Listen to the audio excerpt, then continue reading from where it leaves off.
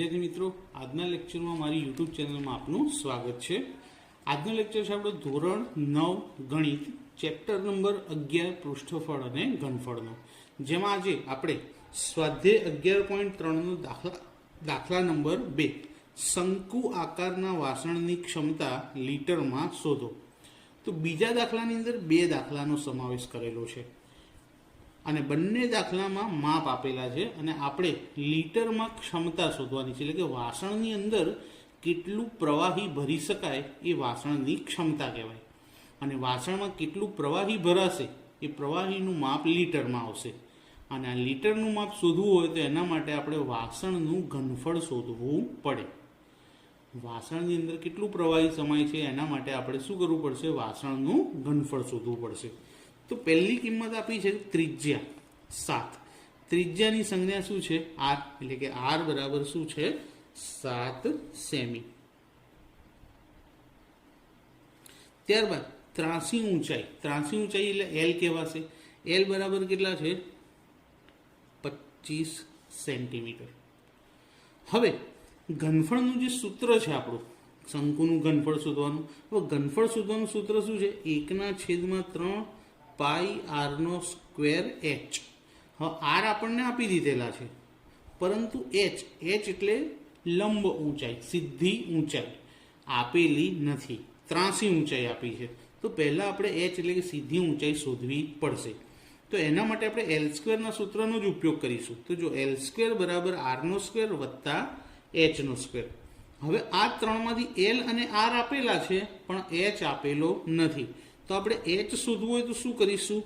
L સ્ક્વેરમાંથી R square બાદ કરી દઈશું, એટલે આપણને શું મળી જશે? એચનો સ્ક્વેર.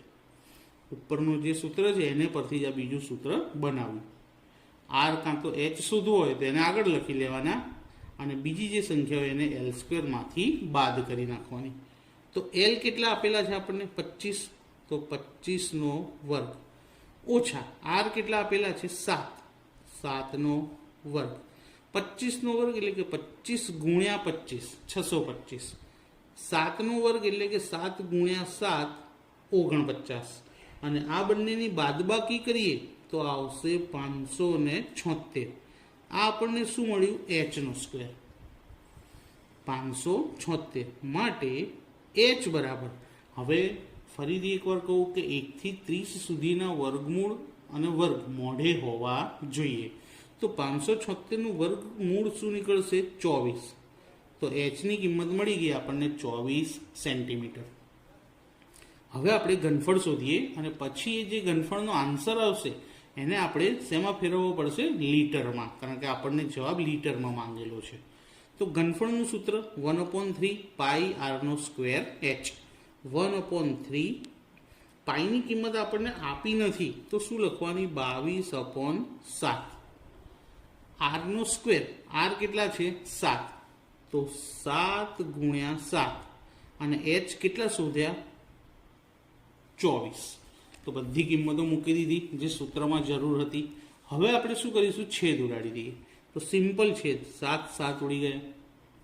હવે 3 22 નહીં ઉડે, 7 નહીં ઉડે, 24. તો 3ના ઘડિયામાં 24 આવશે. 3 ઈઠ્ઠા 24. શું વધ્યું ઉપર જુઓ તમે? 22 ગુણ્યા 7 ઈઠ્ઠા કેટલા? તો જો 22 ગુણ્યા 7 ઈઠ્ઠા 56. હવે 56 અને 22નો ગુણાકાર કરવો પડશે. તો અહીંયા ગુણાકાર કરી લે. 56 ગુણ્યા 22 એકમની 0. 2 6 12નો બગડો વધી 1. 2 5 10, 10 અને 1 11.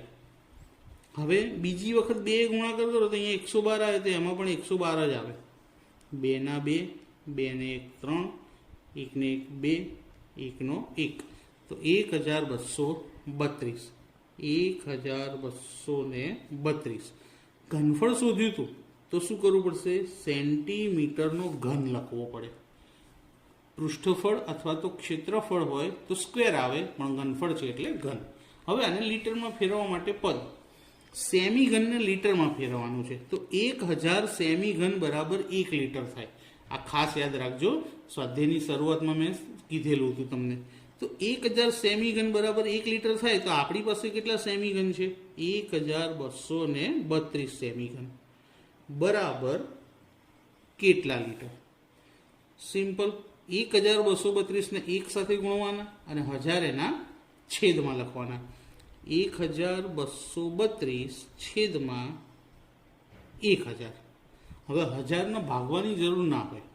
કેટલા શૂન્ય છે છેદમાં? 3. તો 3 પોઈન્ટ કાપી લેવાના. તો 1, 2 અને 3 કાપી અહીંયા મૂકીએ. 1.232 લીટર. તો આપણને વાસણની ક્ષમતા લીટરમાં મળી ગઈ કે વાસણમાં કેટલું પ્રવાહી સમાશે? તો 1.232 લીટર પ્રવાહી સમાશે. આવો જ સેમ બીજો દાખલો છે અને એમાં પણ આ જ વસ્તુ શોધવાની છે કે કેટલા લીટર પ્રવાહી સમાય.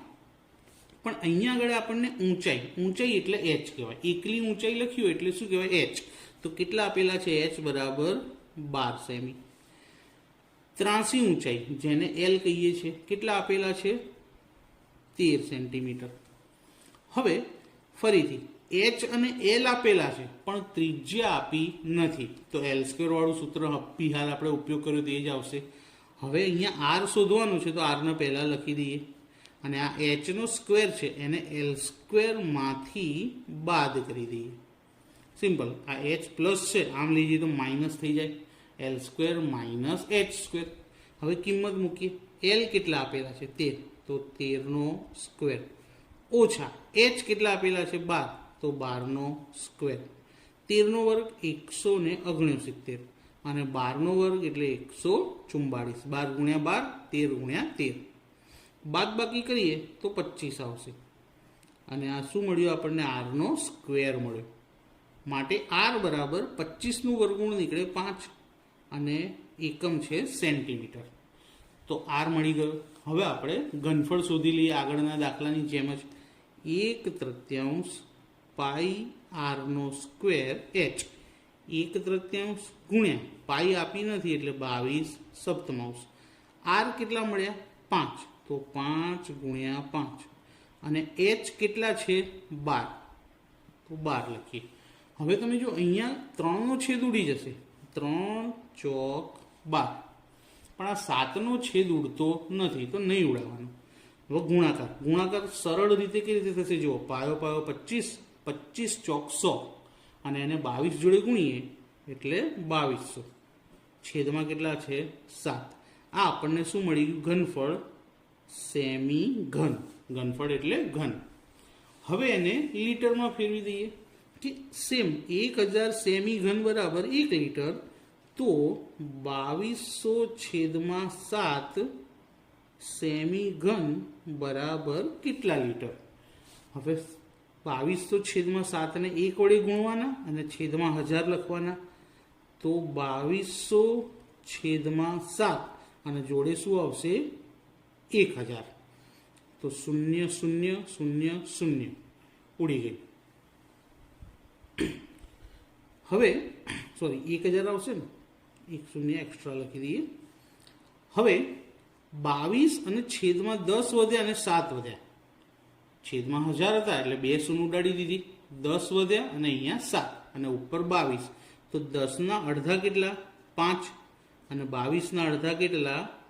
11. હવે જોઈએ શું? હવે કોઈ છેદ ઉડતો નથી તો 11 એમના એમ અને છેદમાં 7 ગુણ્યા 5 કેટલા થશે? 35. ચોપડીની અંદર 11/35 જ છે, એનો ભાગાકાર કરીને પોઈન્ટમાં લાવેલો નથી માટે આપણે પણ અહીંયા જ રહેવા દઈશું અને જોડે શું લખી દઈશું? લીટર.